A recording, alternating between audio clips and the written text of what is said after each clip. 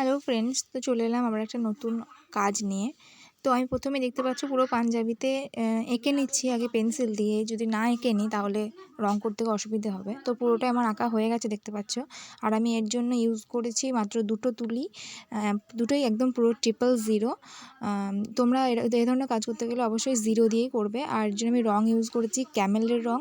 আর আমার কাছে সব রং ছিল না, তার জন্য আমি কিছু কিছু রং মিক্স করেও করেছি। তো তোমরা যদি মিক্সের কোনো কীভাবে কোন কালার মিক্স করলে কীভাবে কোন কালার আসবে যদি তোমরা দেখতে চাও তোমাকে কমেন্ট করো, তো আমি সেরকম একটা ভিডিও বানিয়ে দেবো। আর আমি এই অর্ডারটা পেয়েছি ফেসবুকে একটা দিদির কাছ থেকে। তো আমাকে ফেসবুকে দিদিটা পার্সোনাল মেসেজ করেছিল। আর দিদিটা নিজে থেকে একটা নিজের পছন্দ মতো ডিজাইন আমাকে দিয়েছিল, আমি সেই অনুযায়ী করার চেষ্টা করেছি। তো কতটা পেরেছি সেটা একটু ভালো করে জানিও কমেন্ট করে। আর দেখতেই পাচ্ছ আমি পুরো সাদা ফেব্রিক দিয়ে প্রথমে আমি আগে বেসটা করে নিয়েছি। তারপর এটা ছিল একটু ডিপ একটা বটল গ্রিন কালার দিয়ে, একটা গ্রিন কালার ছিল। তো ভিতরে পুরো ওই কলকাটার মধ্যে এটা কাজ হবে। তো তোমরা যদি চাও তো আমাকে অবশ্যই কমেন্ট করে অর্ডার করতে পারো অথবা ইনবক্স করতে পারো আমাকে।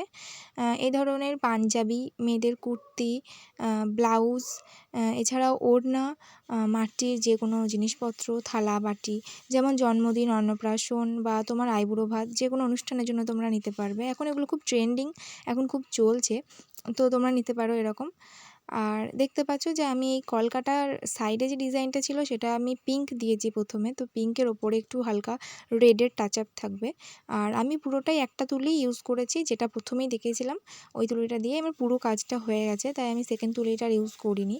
তো তোমরা এই ধরনের কাজ করতে গেলে অবশ্যই 0 তুলি ইউজ করবে। 1 কিংবা 2 একদমই ইউজ করবে না, চেষ্টা করবে সবথেকে 0 যেটা 000 অথবা 00 ইউজ করার চেষ্টা করবে। আমি যেহেতু একেবারেই নতুন, নতুন একদম ভিডিও এভাবে কখনো করিনি, তাই পুরো ক্লিপটা আমার পক্ষে নেওয়া সম্ভব হয়নি। আমি ছোট ছোট করে কিছু করে ক্লিপ নিয়ে সেগুলোকে একসাথে দেখানোর আমি চেষ্টা করেছি। আর এই পাঞ্জাবিটার পুরো বেসটাই ছিল একটা পুজো উৎসব টাইপের, যেমন দুর্গাপুজো আসছে আমাদের সামনে। তো এখানে পুরোটাই দেখানো হয়েছে যে দুর্গাপুজোতে কী কী থাকছে এরকম টাইপের। আমরা যেমন ঢাক, তারপর তোমার ঘট ইত্যাদি দেখে আমরা দুর্গাপুজোর একটা সাইন আমরা পাই, সেরকম টাইপের এখানে একটু দেখানো হয়েছে যে ঢাক, ঘট, কলাপাতা, মা দুর্গার মুখ এসব ছিল। আর এই দিদিটা আমাকে যে ডিজাইনটা দেখিয়েছিল এখানে যে মা দুর্গার মুখটা রয়েছে ওখানে সেটা ছিল না, কিন্তু দিদিটা যেহেতু ইচ্ছে ছিল নেওয়ার, তাই আমাকে এটা করে দিতে বলা হয়েছিল, তাই আমি নিজে থেকে এটা করে দিয়েছি। আর আমি যে সমস্ত অর্ডারগুলো নিই সেখানে প্রত্যেকটা কাজই যেমন কাস্টমার আমাকে বলে আমি তেমনটাই করার চেষ্টা করি। আমি আমার সবটুকু দিয়ে করার চেষ্টা করি। কখনোই আমি নিজের চয়েস বা নিজের পছন্দ সেখানে আমি বসাই না একেবারেই। এক্সপেরিমেন্ট আমি একদমই করি না। আমাকে যে বা যারা আমাকে অর্ডার করেন আমি তাদের মনের মতো করেই করে দেওয়ার চেষ্টা করি। আর এখানে মা দুর্গার যে মুখটা ছিল সেখানে আমি যেহেতু বেশি ইয়েলো করলে পাঞ্জাবিটাও ইয়েলো, তো ওর সাথে ম্যাচ হয়ে যাবে, তাই আমি কিছুটা রেড বা অরেঞ্জের মধ্যে রাখার চেষ্টা করেছি, তোমরা দেখতেই পাচ্ছ। পুরো ক্লিপগুলো আমার নেওয়া হয়নি, আমি ছোটো ছোটো ক্লিপ নিয়ে এগুলো দেখানোর চেষ্টা করছি। তো তোমাদের কেমন লাগলো প্লিজ একটু কমেন্ট করে জানাবে। তোমরা মা দুর্গার যে মুখটা দেখতে পাচ্ছ, এই মুখটা দিদিটার এরকম ইচ্ছে ছিল যে আর কি আমরা খাতাতে যেমন ছবি আঁকি, যেমন নাক, চোখ, মুখ সবটা খুব ভালোভাবে বোঝা যায়, দিদিটা চেয়েছিল ঠিক সেরকম করতে।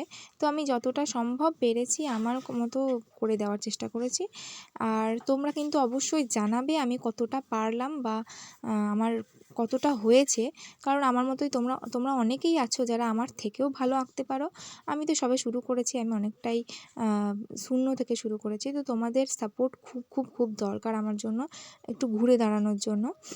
আর আমি দেখো হাতে এই ডিজাইনটা প্রথমে পেন্সিল দিয়ে ড্র করে নিলাম, কারণ আমার পাঞ্জাবিটা সবটাই হয়ে গেছিলো। এই হাতে খুব সুন্দর একটা ডিজাইন দেওয়া ছিল, যেটা আমার খুব ভালো লেগেছে পার্সোনালি।